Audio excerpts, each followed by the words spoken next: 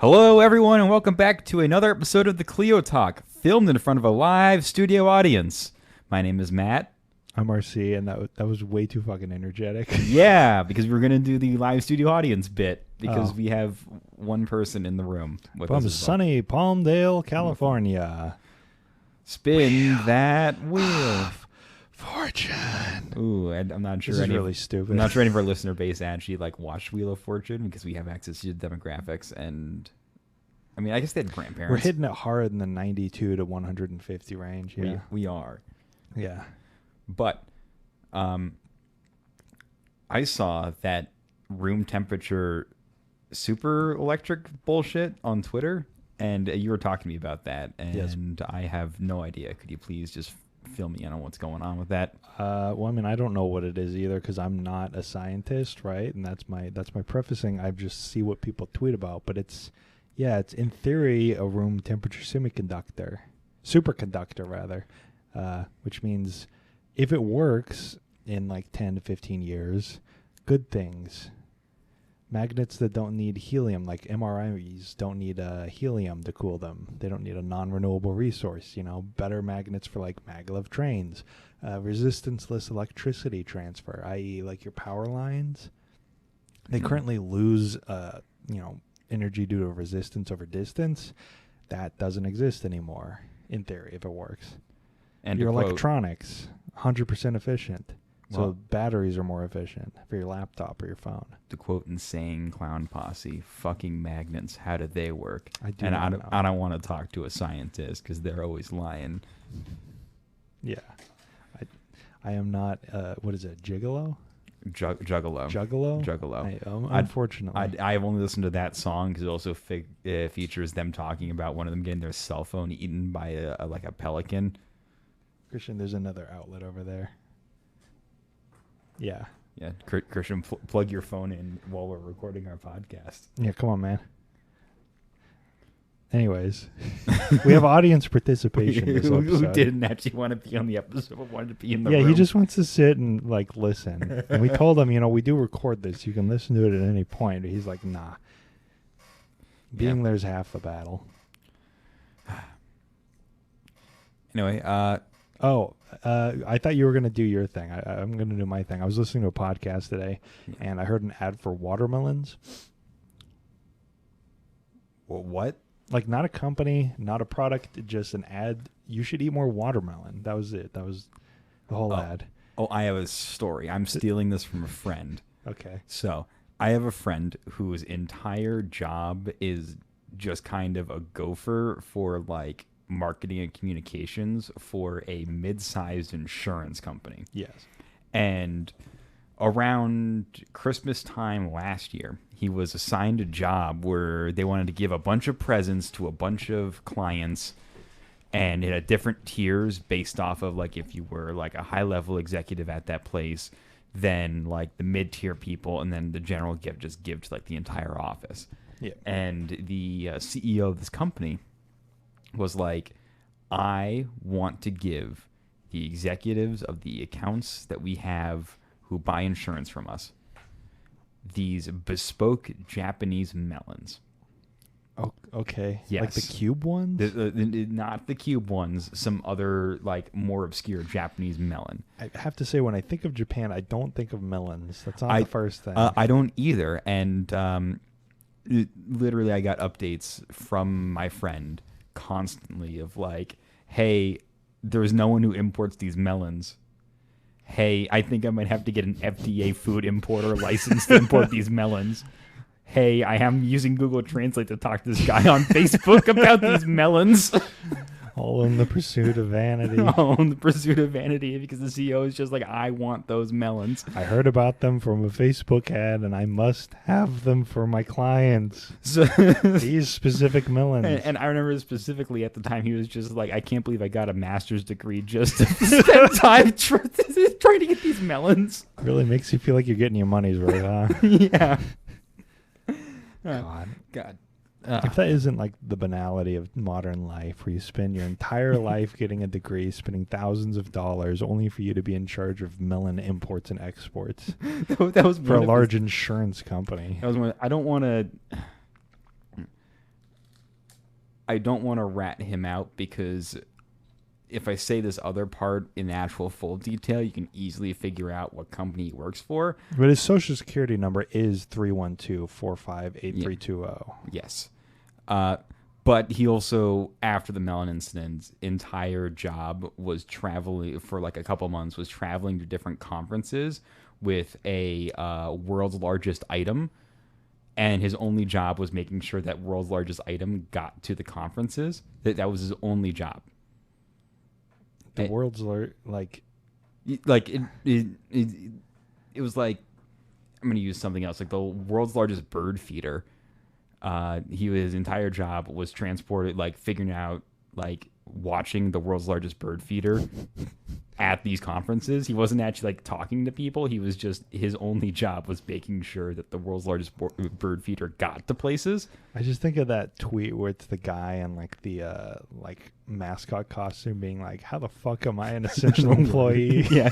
And I remember him telling me about transporting the world's largest bird feeder around. He's just like, yeah, no, it is a 5-figure transport. I was like, wait. You mean to tell me that your company pays basically your salary every single time they want to move this, and you've been moving it to different conferences multiple times throughout the past like few months? He's like, yes. That large item is worth more than you. Yeah, the large item and its transport to different conferences is worth more than what we pay you. If there's a car crash, they're getting the birdcage out first. Yeah. You could die in the flames. You're not worth as much. But talking about flames and not being worth anything, if you listen to our previous episode about the Yellow Corporation, Yellow Corp is bankrupt. It's from the episode Judgment Day. It is from the episode Judgment Day. Like Yellow Corp is ceasing operations and filing for bankruptcy. This is from the AP. This is one of the largest LTL transport agencies in the country and is based in the Kansas City area. Yes. And they are completely bankrupt and people are out of jobs. Which, if you remember from last time, we were talking about how they just were not paying for like health insurance or stuff. They just were like, nah, we're not going to pay that. And all that makes a lot more sense now where they are completely bankrupt. Yeah. It's almost like it was a really bad sign. And now 30,000 people are out of jobs. 30,000 union guys are out of jobs. And I was in this is going to sound really weird. I was in an Instagram Reels hole the other day when this news first came out. You were in the poll? In the Reels hole. Oh, okay. Like I was deep in Instagram Reels. And not TikTok, not YouTube Shorts, Instagram Reels. And I got to the point where I got to people posting about Yellow Corp. Yellow Corp. And it was like all the comments on these like Yellow Corp Instagram Reels were about like, yeah, this is what happens when you unionize. And it's like, no, this is what happens when you run a company when you're $1.5 billion in debt, even after getting a $700 million free loan from the government that gets written off. Yeah. Like, how do you fuck up that bad? You give me $700, you'll never see me again. I'm going to Mexico. I will just get murdered by the cartels. I do not care. It's not even enough money. Yeah. I don't think you get a plane ticket. For $700 million? Oh, $700 million? What did I say? Did I say $700? Yeah, you said $700. Yeah, you will see me homeless. I will quit my job if I get $700 tomorrow. Yeah, so Yellow Corp is out of business, and yeah, this is bad. If you run a business that gives you $700 million and you somehow fuck that up, honestly, I hope the people who are like in charge of business planning for Yellow never see jobs again, because I wouldn't. You know they already have jobs, right? Like, they're 100% already employed somewhere else. Yeah, but who's just like, yo, director of finance for Yellow Trucking, can you please come and do our finances even though you did this? Now, I do see in this AP article a thing where it's talking about they got the loan on national security grounds. It's a trucking company. If they're a national security risk, maybe we could nationalize Yellow and then have our own competing trucking corporation on grounds of national security, apparently. 49,000 shipments per day. Did the podcasts that got PPP loans also get them on national security grounds, as we know that our nation's defense is based solely off of disinformation from podcasts? Yes. Joe Rogan is a vital national asset. Jesus Christ. But when are we nationalizing the Joe Rogan experience?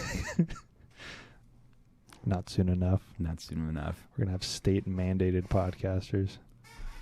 Man. Anyway, that was pretty much the whole segment. Yeah, that was the entire segment. We're gonna we listened and found stuff that worked that people like, so now we're gonna do it more, and we have more KC mob stories. Yeah, they're fun. There's a lot of them. There are. A Christian live studio audience member who I'm doxing. Did you know that Kansas City used to be one of the largest like mafia-esque crime hotspots in America? Yes. Place yourself in the spot of Christian right now, audience. Yes, you are a listener. Just imagine yourself in our room. There's mold. There's fire. It smells weird. It smells weird. There's two guys that plug their microphones into a laptop. We're sitting on the floor right now. You guys really are just two white guys in a room, huh? Yeah, what the fuck's wrong with that? we had to put away the pretzels because we were eating. I'm wearing the quirked up white boy shirt. Quirked up white boy. Yeah. Christian who refuses to have a mic despite actually being a guest right now, even though he doesn't know it. All right. Anyways. We have a article from FBI.gov. Yeah, that's right. They do articles, but you didn't know that. They do articles. Wait, real quick. I wonder what the front page of the FBI website looks like. Okay, it's boring. Never mind. That was a good tangent. That was a useful use of our time. All right. This is the Kansas City Massacre and Pretty Boy Floyd. I want you to skip this bit because that spoils it. All right. I want you to just start here. This starts out as the criminal motive. The Kansas City Massacre involved the attempt by Charles Arthur Pretty Boy Floyd. Which, reading into this, every single one of these goddamn guys has a nickname. It's like you have to have a nickname. I don't get it. And then the next two don't have nicknames. Vernon Miller and Adam Ricchetti to free their friend Frank Nash, a federal prisoner at the time. Nash was in the custody of several law enforcement officers who were returning him to the U.S. penitentiary at Leavenworth, Kansas, from which he had escaped on October 19th, 1930. Nash's criminal record reached back to 1913 when he was sentenced to life at the state penitentiary McAllister, Oklahoma, for murder. He was later pardoned. That's weird. Is this a time where you could still write letters to Warren G. Harding and be like, "Hey, pardoned me"? Yeah. You just get a couple of the lads to show up to the White House and be like, "Yo, Mr. President, this guy who..." He's my bro. Can you please... His nickname's Pretty Boy. Do you think he could murder No, anyone? his name's Frank. Oh. Frank Nash. Damn, this is confusing. Yeah, I've already lost track of the story. One, We're two, not three, even. There's 4 names currently in play, and I've you already lost confused 2 of them. Well, this is not boding well. In 1920, he was given a 25-year sentence at the same penitentiary for burglary and explosives, and was later pardoned again. Do you think this guy might have maybe we should stop pardoning him? I think there's something going on here. On March 3rd, 1924, Nash began a 25-year sentence at the U.S. penitentiary at Leavenworth for assaulting a male custodian. He escaped on October 9th. Didn't get pardoned for that. He didn't get pardoned, apparently. You can murder someone and get pardoned, but male custodians, that's where we draw the line. Punching the mailman will get you 25 years in jail without pardon. He escaped on October 19th, 1930. The FBI launched an intensive search for Nash, which extended over the entire U.S. and parts of Canada. But why was the FBI in Canada? I mean, I don't know. Canada's a fake country, that's why. There's 10 people that lived there at the time, right? Yeah. Half of them spoke French. Evidence gathered by the FBI indicated that Nash had assisted in the escape of 7 prisoners from the U.S. penitentiary at Leavenworth on December 11th, 1931.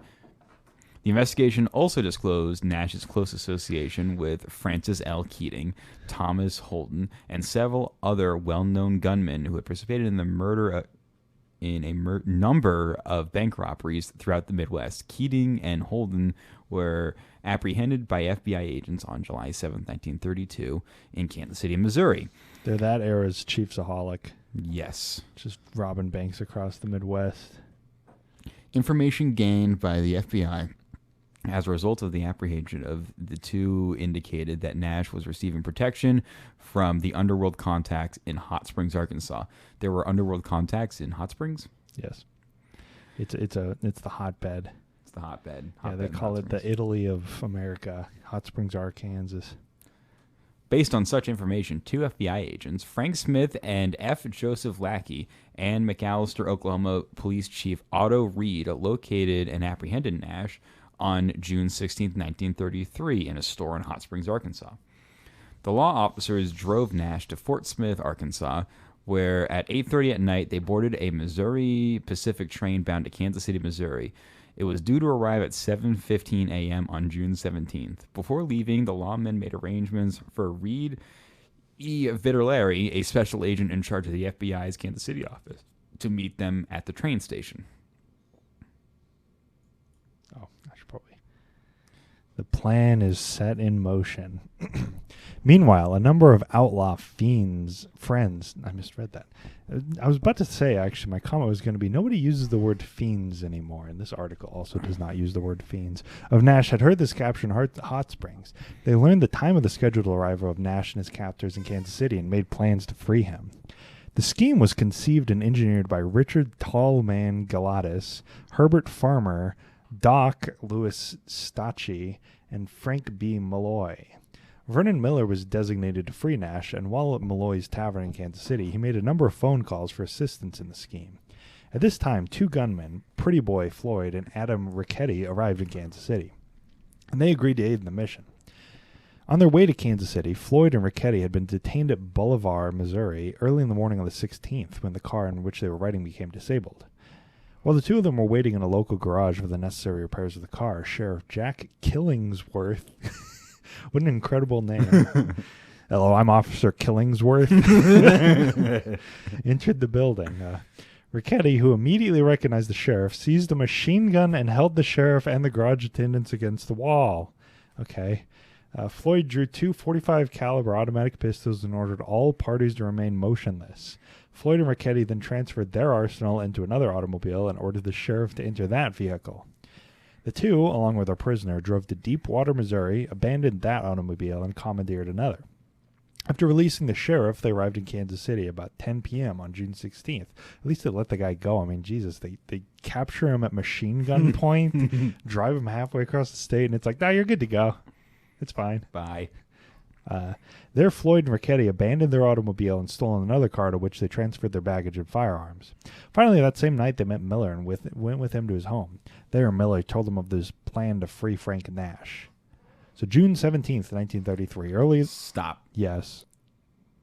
Instead of June 17th, 1933, at this point, we are going to do 2023, in which Mayor Quentin Lucas has announced that he's having a special birthday sandwich from Q39 for his birthday. Oh, wow, yeah? Do you know about? Have you seen this? I think I saw it, yeah. Yeah. Mayor Q. The Mayor Q from the Q39 for his 39th He just birthday. won re-election and now he's got a special birthday sandwich. The barbecue restaurant Q39 is making him a birthday sandwich. Is it weird for a politician to partner with like A restaurant a for restaurant his birthday? like Tell right it. after winning re-election? And is that weird? For a Like, it birthday seems weird, sandwich? right? Yeah, and also like putting the announcement on your official Kansas City Twitter account. I'm imagining the Joe Biden meal at McDonald's now. Just like, It's just an ice cream cone. Politicians just start like, yeah, come get the AOC meal at Wendy's.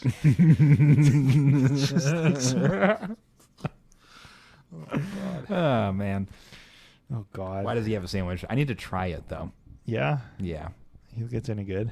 I don't know. Yeah, Is it just like a generic? It's got to be just like a generic barbecue sandwich, It- right? Like, It is a. It's got grilled pimento cheese brisket on toasted sourdough. do you think that he picked that out, or do you think they just emailed him and is like, "Hey, you wanna put your name on this?"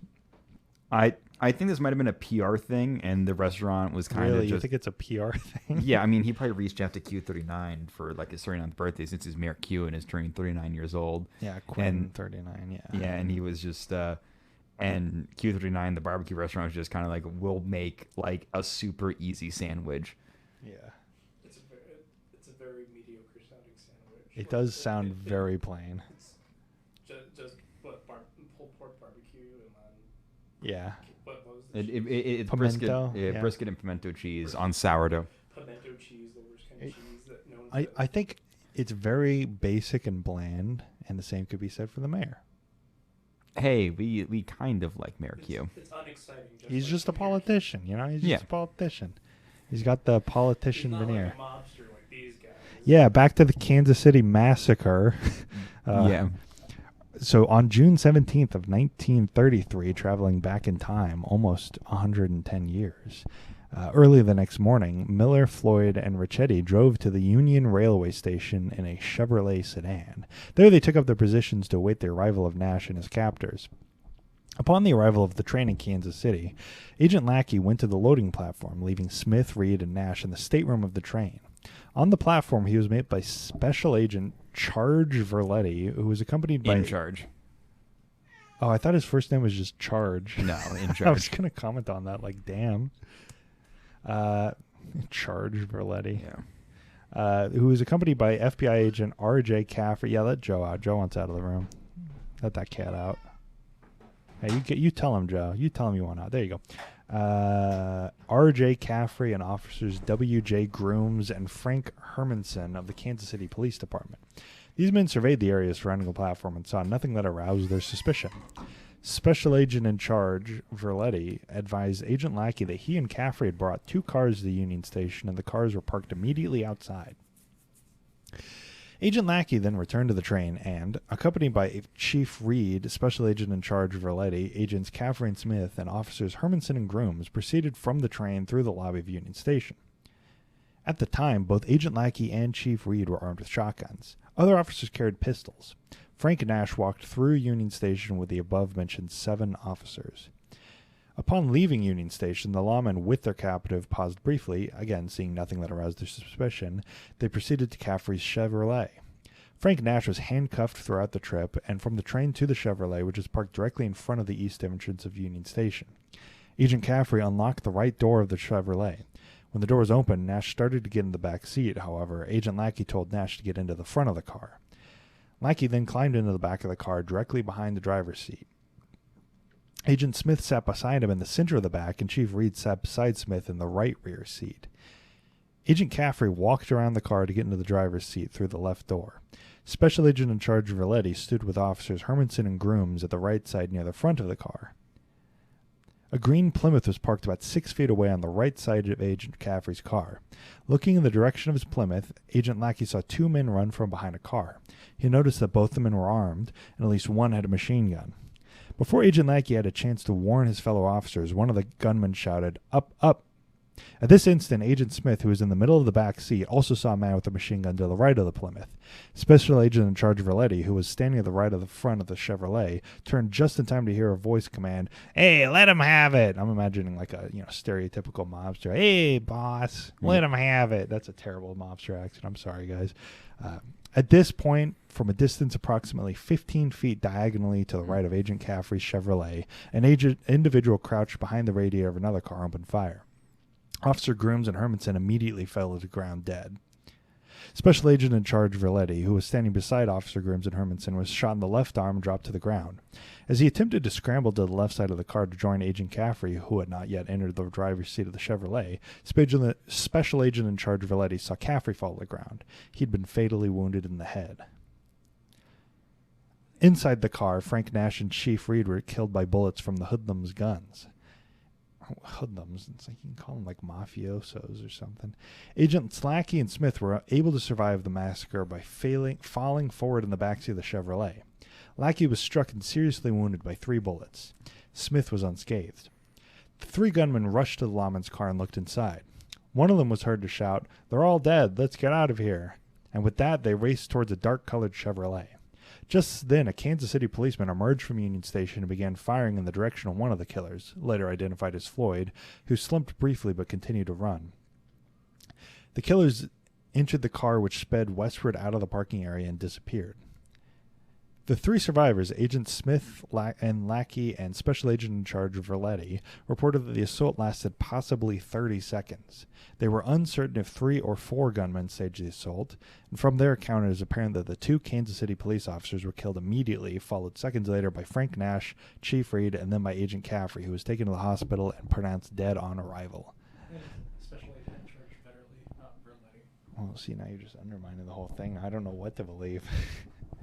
But now, so you plan this thing for days. It's your boss guy. He's been in and out of jail 3 times. He's been pardoned before when he's already gone to jail. You show up to rescue him, and then you spray the car he's in down with bullets and kill him. And everybody in the car, like, I don't know what they were planning. I don't know how they thought this would go, but it's just like, yeah, let's just kill everybody. It's that's why I just love the story, because it's just so incredibly incompetent, and honestly he probably would have gotten pardoned if he had gotten to the penitentiary. Yeah. And my favorite part about this is I've never actually really like looked into this story before, but as a Kansas City, like growing up in Kansas City, you would do your field trip to Union Station post restoration in 2004. And they talk about the bullet holes or whatever, and they point like 1 or 2 out to you, and it's just like you thought it was some like cool, really like dramatic scene, but it was just 2 idiots trying to save their friend and killing him and an FBI agent. And then just running. Yeah. Which, yeah, if you do go to Union Station today, it is the exact same building as it was 100 years ago, and you can see the bullet holes. Well, it's not the exact same. It's been restored. It's the same building. I mean, it's like the ship of Theseus. You know, it's still the same building, even though it's been fixed, right? Like when you change a light fixture, it's still the same building. No, it's not. It's not a different building. Ship of Theseus, it's a different No, it's the same ship. It's the same ship. No, because it's titled the Ship of Theseus, so no matter what modifications you make, but it's the same ship. The title is what makes the ship. Don't argue with the audience. I'm allowed to argue with the audience if they're wrong. Anyways, so then the investigation begins, and the FBI, because this is an article from their website, you know, that half of this thing was just about how good they did of a job of finding these guys. Is FBI.gov like is this a primary source or a secondary source? Because this is like from there. They were involved in this. Well, this is a secondary source because the FBI is not like, I mean, it's individuals. The person who wrote this like article wasn't involved. Wasn't alive. Yeah, so it is a secondary source, but it's coming from the FBI. The FBI isn't like a person, you know. Maybe they have like J. Edgar Hoover in like a pool floating in like solvent or he's whatever. He's like one of those Futurama heads. Yeah. He's still in charge after all these years. Yeah, so they begin a search and try to find the guys. They start to figure out the guys. They figured out it was carried out by Vernon C. Miller, Adam C. Ricchetti, Charles Arthur Pretty Boy Floyd. They developed evidence towards this fact, including latent fingerprint impressions located by FBI agents on beer bottles in Miller's Kansas City home. And they identified those of Adam Ricchetti, thus helping link the latter to the crime. Okay, so this is kind of like background. I don't know how much background do we want to do on the individual killers, because it's kind of like a manhunt thing. Let's skip to the manhunt. Yes. So their manhunt for Pretty Boy Floyd and Adam Ricchetti intensified. Charles Arthur Pretty Boy Floyd was about 29 years old at the time of the Kansas City massacre. He had been arrested on numerous occasions, the first by the St. Louis Police, Missouri. How did I swap those? On September 16th, 1925, for highway robbery. He pleaded guilty to that charge on December 8th, 1925, and was sentenced to the state penitentiary at Jefferson City, Missouri, and released on March 7th, 1929. 2 days later, March 9th, 1929, he was arrested by the Kansas City Police Department for investigation, and on May 6th, 1929, for vagrancy and suspicion of highway robbery. In both instances, he was released. On May 20th, 1930, Floyd was arrested by the Toledo, Ohio Police Department on a bank robbery charge, and on November 24th, 1930, he was sentenced to 12 to 15 years in the Ohio State Penitentiary. Floyd escaped en route to the penitentiary as a fugitive when he became involved in the Kansas City massacre. Adam C. Ricchetti, about 23 years old at the time of the Kansas City massacre, began his criminal career with an arrest in Hammond, Indiana on August 7th, 1928 for a holdup. Ricchetti was sentenced from 1 to 10 years in the state reformatory, Pendleton, Indiana, for that crime. He was paroled on October 2nd, 1930, and discharged from the parole on September 23rd, 1931. His next arrest occurred on March 9th, 1932 at Sulphur, Oklahoma for bank robbery. These guys really get around. Yeah. Like they're just like popping all over the place. Riding those trains. Yeah. He used to be able to get anywhere on the rails. He subsequently served a sentence at the state penitentiary in McAlester, Oklahoma from April 5th, 1932 to August 25th, 1932 when he was released and placed on bond, which he forfeited. Ricchetti subsequently was sought for jumping the $15,000 bond and was wanted at Tishomingo, Oklahoma for robbery. After fleeing from the Kansas City massacre, Floyd and Ricchetti made their way to Toledo, Ohio, where they met Balua, known as Juanita, and Rose Baird in early September 1933. From there, the four traveled to Buffalo, New York. On September 21st, 1933, Floyd and Balua Baird, using the names of Mr. and Mrs. George Sanders, and Ricchetti and Rose Baird, using the names Mr. and Mrs. Ed Brennan, rented an apartment in that city. The other occupants of the apartment building considered the two couples very mysterious inasmuch as they seldom left their apartment, then usually for brief visits to the grocery store. During their occupancy, Floyd reportedly walked from the front to the rear of the apartment almost constantly, an activity that caused much curiosity on the part of the other building occupants. The two couples never visited with any of their neighbors, though they were friendly towards the neighborhood children who were sometimes permitted to enter the apartment. The women occasionally threw money from the windows of the apartment to the children playing in the street or offered them candy. So that's the one thing I've always like, I'm screwed if there's ever like an investigation, because right there it's just like they didn't talk to their neighbors, so they were suspicious. And it's like, I don't talk to my neighbors. Yeah. Am I immediately suspicious? Weird that like that expectation, because like living in like apartments, like I have never like once had a friendly conversation with a neighbor. It was like even if they were there, it was just kind of like a nod, nod. Yeah, you never like go over to their house for drinks or whatever. It's And like I also would never let their kids into my apartment. yeah, that's kind of creepy now. I mean, it's just like a complete cultural divide between then and now, you know? Because nowadays, if that happens, it's like you're a serial killer or whatever. Granted, these guys were serial killers Yeah. that we're talking about. I mean, I guess that's They had like decency. They were like not the kids. yeah. They were like you know, stand up guys. Aside from the murders, you know, standards. Yeah. I do not know if the audience is going to be able to hear you. Yeah, we offered a microphone. Yeah, he said no. Okay. I'm done for. In October 1934, the couples agreed to return to Oklahoma. Rose Byard was given money to purchase a car. She bought a Ford sedan, which was to carry them west. The four began the trip on October 20th with Floyd driving. A few hours later, in Wellsville, Ohio, he skidded the automobile into a telephone pole. What the hell? You make it like 4 hours and you run into a freaking telephone pole? Driving was new to them. Oh my god. Floyd and Ricchetti removed their firearms from the vehicle and then remained on the outskirts of the town, while Rose and Bard took the damaged car to a Wellsville garage for repairs. I like how you probably pronounced her name earlier and I wasn't paying attention. Yeah, that's okay. The Wellsville, Ohio police chief, J.H. Fultz, following up on the reports of two suspicious-looking men were seen on the outskirts of town, where found the two resting in the wood track of the land nearby. A gun battle ensued. Chief Fultz apprehended Ricchetti after Ricchetti had emptied his gun at the officer. Floyd escaped, but the police chief thought Floyd might have been wounded. I do like how you find a couple of suspicious-looking guys in the forest, and the immediate thing is, let's just start a gunfight with them. Yeah. I'm assuming the mobster shot first, but it just is funny. It's like, hey, those guys are sleeping in the woods. Considering the image is of on the side is of Pretty Boy Floyd's death mask. But you don't think he could still be around? He could Maybe still he be faked around. his death. Maybe he did fake his death. Maybe he's still around today. The FBI and local authorities conducted an intensive search for Floyd in eastern Ohio following the above incident. This included interviews with numerous persons and the predominantly rural countryside, including doctors and hospital personnel whom Floyd might approach if, in fact, he was wounded. Eight of the participants in the search, a squad of 4 FBI agents led by Melvin Purvis, along with a squad of 4 East Liverpool, Ohio police officers, headed by Police Chief Hugh McDermott, were jointly patrolling a group of the roads south of Clarkston, Ohio, in 2 cars on October 22nd, when they noticed an automobile move from behind a corn crib on a farm. Officers began questioning all the persons whom they saw.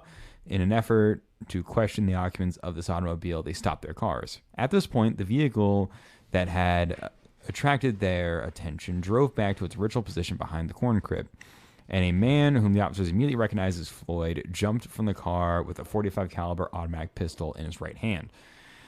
As the officers reached Floyd, he said, "I'm done for. You've hit me twice." They took the pistol from his hand and seized a second gun that he carried on his belt. When 2 FBI agents left to summon an ambulance to take Floyd to a hospital, they were accompanied by a local citizen who had witnessed the encounter. 2 other local citizens, including the owner of the farm where the shooting took place, were also witnesses to the action that occurred. Floyd died about 15 minutes after he was shot. So he didn't go to a hospital. No, I don't think the ambulance actually made it out. Okay. At the time Floyd was killed, a watch and fob consisting of a lucky piece were found on his person. Groups of 10 notches were found on each of these items, reportedly carved by Floyd as an indication of people he had killed. Rose and Beulah Bard, who were in the Wellsville garage attending to the repair of the wrecked automobile when they overheard the discussion of Ricchetti being taken into custody, had left immediately for Kansas City, Missouri. Later, they had traveled to the home of Floyd's family in Silah, Oklahoma, where they attended the funeral of Charles Pretty Boy Floyd. Wrapping up the case, Adam Ricchetti, following his apprehension, was returned to Kansas City, Missouri, and on the 1st of March, 1935, was indicted by the Jackson County Grand Jury on 4 counts of murder in the first degree. His trial, predicated on the indictment. I had it right the first time. Jesus Christ. How do you, with the news right now, how do you not know how to say that? Indictment, yeah. Yeah, it's all right. Charging him with the murder of Frank E. Hermiston, one of the police officers killed in the Kansas City massacre, begun on June 10, 1935. On June 17th, the jury returned a verdict of guilty with a recommendation that Ricchetti be given the death penalty. He was sentenced to be hanged. Reading is hard sometimes, especially when you've had a beer.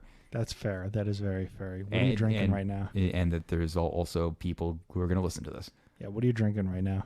It is a Montucky cold snack. Would you recommend it? It was all right. It was all right. Yeah, it's also a tall boy. Number 1 to 10. Yeah, that's fair. 1 to 10. Well, 1 to 10 is going to be, I'd give it like a 6. 5 being a Budweiser. If 5 is a Budweiser. If 5 is a Budweiser, I'd say 6. I'm not really a big fan of Budweiser. I come from a Miller family myself. Okay. Miller beer. 7 being a Miller. 7 being Miller, Miller. I'm still sticking with 6. 6, just a hard 6. Yeah, hard 6. And the only reason that I am drinking this is because I realized I was out of my Leinenkugel summer shanties. They have Michelob Ultras in there. Oh, yeah. You know, they're shoved under by the pickles down under. Oh. Yeah. Sick. Yeah. Anyway. It was back to the guy being executed. Ricchetti appealed his conviction, and it was affirmed by the state of Missouri Supreme Court on May 3rd, 1938. Subsequently, Ricchetti's lawyers alleged Ricchetti to be insane, and a hearing was held at which his sanity was clearly established. On August 31st, 1938, Ricchetti was again sentenced to death, this time in a gas chamber of the Missouri State Penitentiary of Jefferson City, Missouri. He was executed on October 7th, 1938. Yeah, those used to be a lot more common. Yeah. I wonder if they still have it, because you can go on tours of the penitentiary in Jefferson City. Is it the original penitentiary? I think it is the original penitentiary. And they probably do. It's probably like a solitary confinement or something. Yeah. Let's lock you in the old execution room. The 4 individuals, Richard Egalitas, Rupert Farmer, Doc Louis Satai, and Frank Malloy, who investigation disclosed had engineered the conspiracy to free Nash, were indicted by the federal grand jury in Kansas City, Missouri on October 21st, 1934. On January 4th, 1935, the four were found guilty of conspiracy to cause the escape of a federal prisoner from the custody of the United States. The following day, each was sentenced to serve 2 years in a federal penitentiary and pay a fine of $10,000, maximum penalty allowed by law. I wonder how much $10,000 is in 1934. That sounds painful. Well, Are we going to figure out? I'll figure it out. Okay. We are You looking gotta up fill the dead space. the inflation calculator. I'm curious on how much $10,000 is in 1934. Bureau of Labor Statistics. Yep. Let's see. So it is $10,000. We're typing into the calculator right now. In 1934. 1934.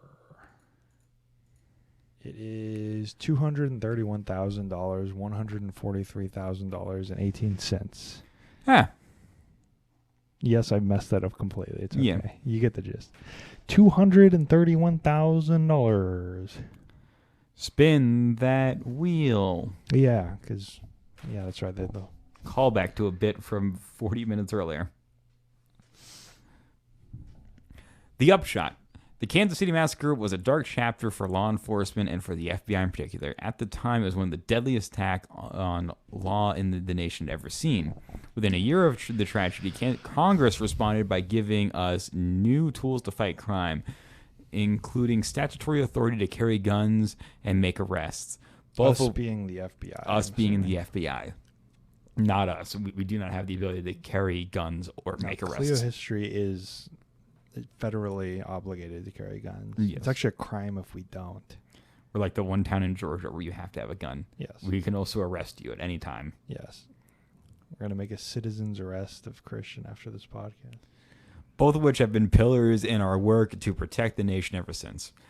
On July 1935, the capstone of its newfound identity and successful fight against gangsters, the organization was renamed to the Federal Bureau of Investigation, the FBI. So this created the FBI. Yeah, that's how you get the name. And I wish that they did that still. Like, all right, guys, this is a good case. We did a job well done. As a little treat, let's rename ourselves. Yeah. I thought where you're going is they should bring back citizen posses. Oh, yeah. Well, they should do that too. Yeah.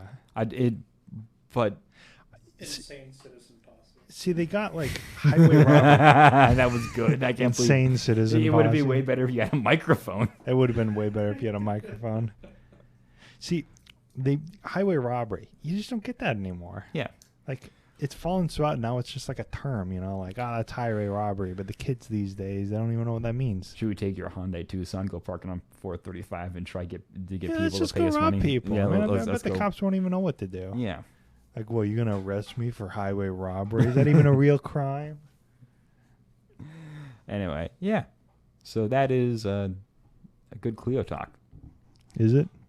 Is it? What is a good Clio talk? I don't know. As long as the Clio talk is posted at least like kind of on time, I think it's a good Clio talk. Yes. Anyway, this has been Clio Talk. My name is Matt. And I have been RC. And you can go ahead and follow us on Twitter at Clio History. You can email us at clearhistorypodcast@gmail.com. You can leave us a review and a share that really helps with algorithm stuff. Specifically now that, with the way algorithms work, you wanted some engagement. If you have any questions, comments, or concerns, you can DM us, email us, or just leave a bad review. Anyway, that's been it. Bye. Bye.